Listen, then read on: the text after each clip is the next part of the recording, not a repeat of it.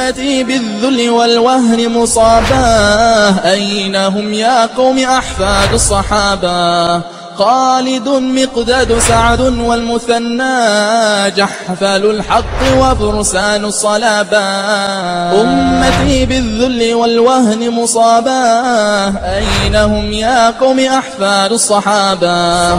خالد مقداد سعد والمثنى، جحفل الحق وفرسان الصلابة.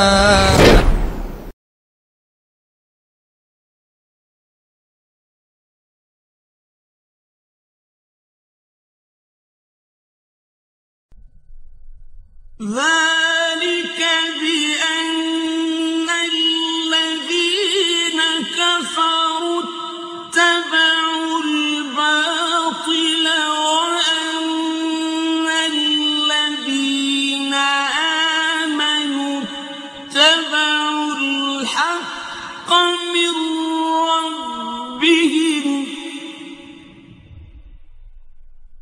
كذلك يضرب الله للناس أمثالهم.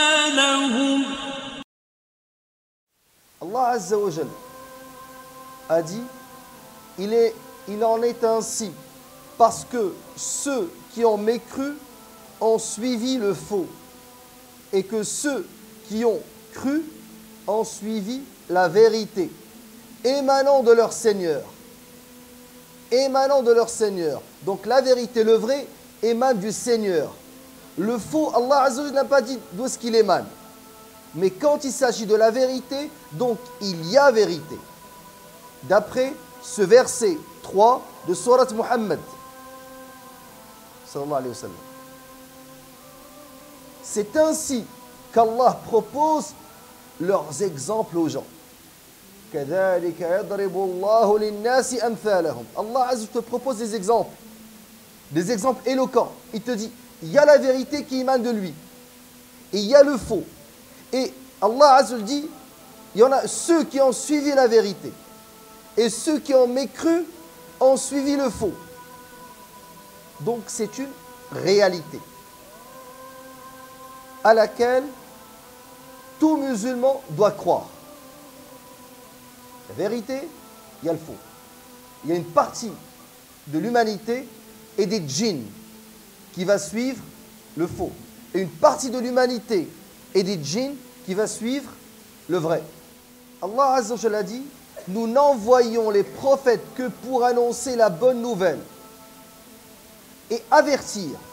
وَمَا نُرْسِلُ الْمُرْسَلِينَ إِلَّا مُبَشِّرِينَ وَمُنذِرِينَ. Donc ils ont un double objectif. Annoncer la bonne nouvelle, mubashirin. Avertir, munzirin. Et avertir pendant que les négateurs s'emploient à combattre la vérité. Donc Allah Azza wa Jal déclare dans Surat Al-Kahf, verset 56, que les négateurs, alladhina kafaru, les mécréants, s'emploient à combattre la vérité avec de faux arguments et à tourner en dérision nos signes et nos avertissements.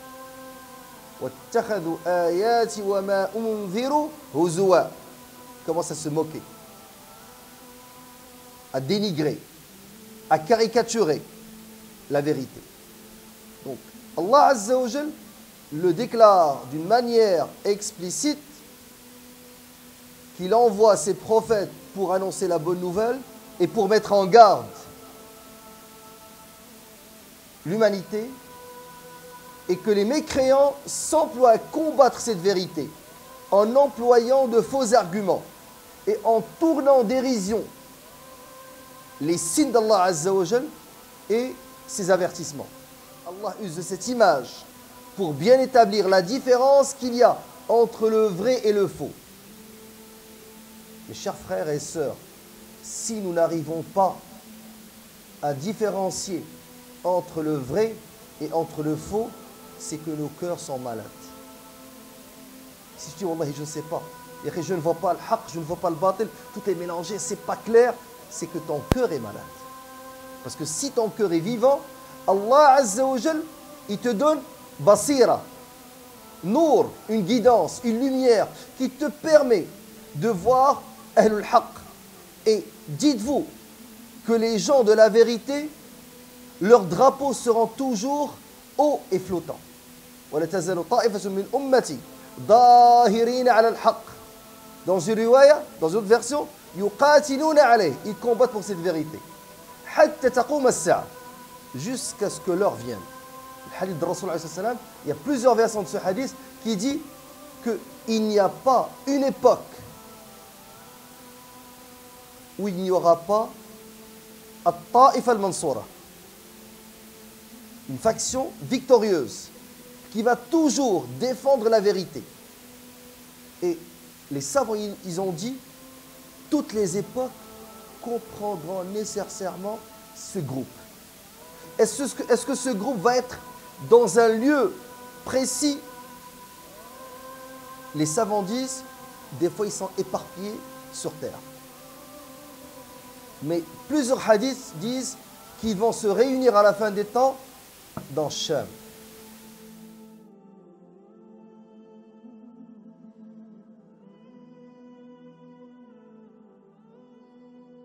Le premier, c'est que la confrontation entre le vrai et le faux est une loi universelle.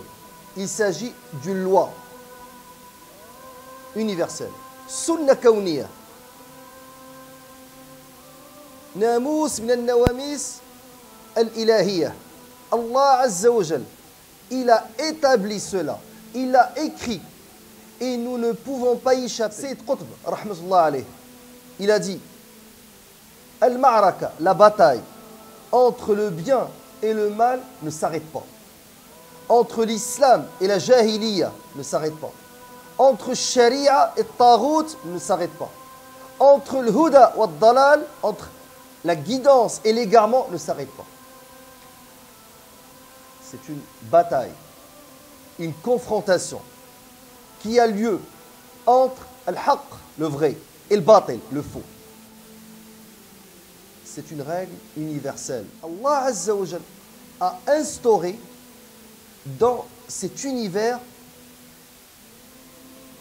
une règle immuable, ancienne.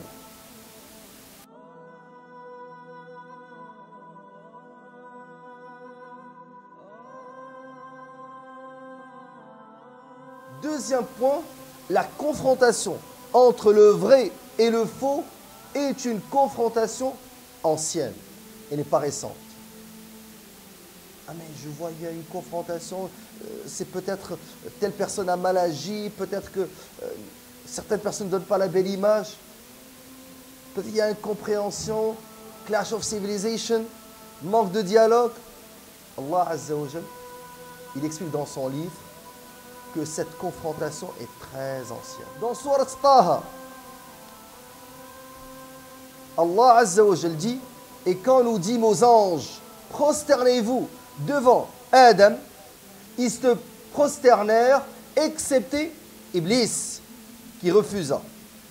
Donc, Iblis a refusé de se prosterner vers Adam alayhi salam. C'était l'exception. Tous les autres anges se sont prosternés. Qu'est-ce qu'a dit Allah Azza wa Jal? فَقُلْنَا يَا آدَمْ هَذَا عَدُوٌّ لَكَ وَلِزَوْجِكَ فَلَا يُخْرِجَنَّكُمَا مِنَ الْجَنَّةِ فَتَشْقَى.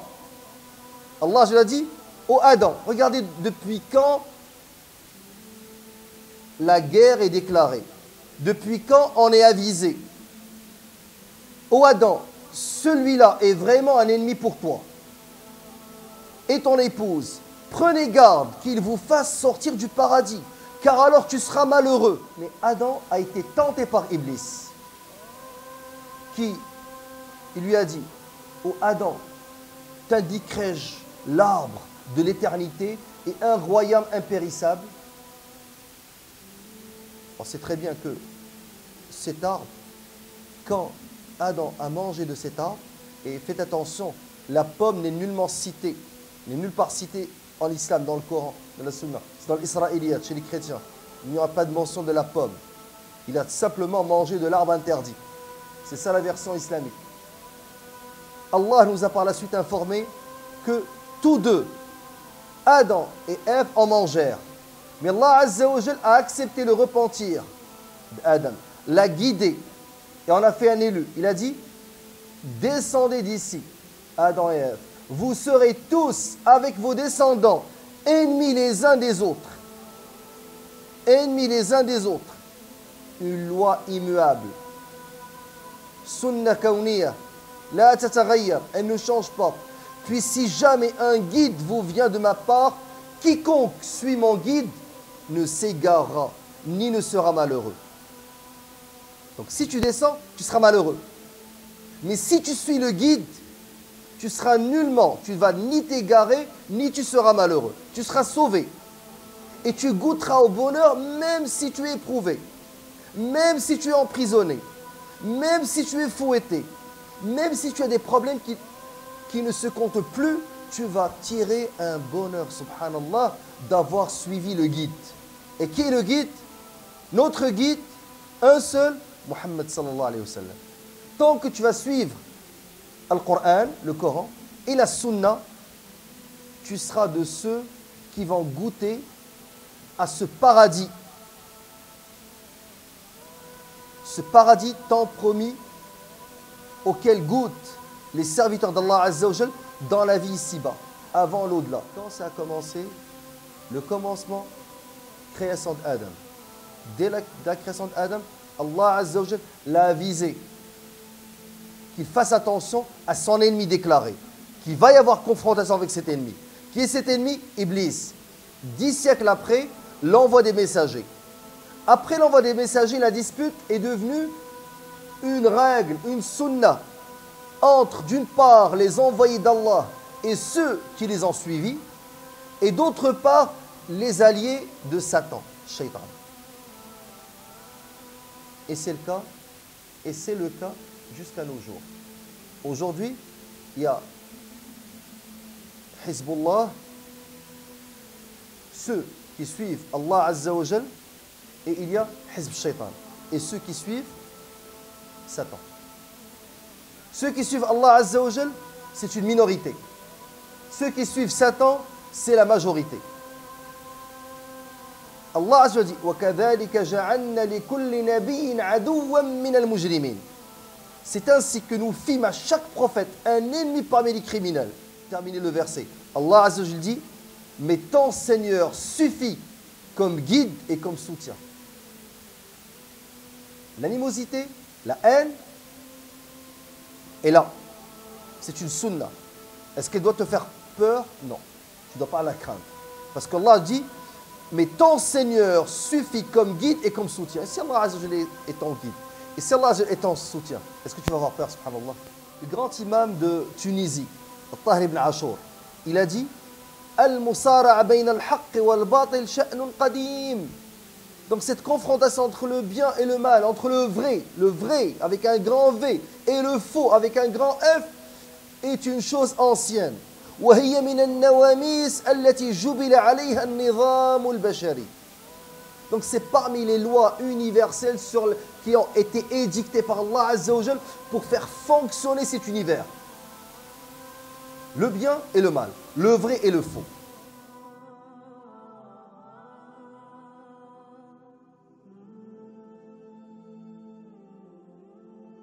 Le vrai est seul.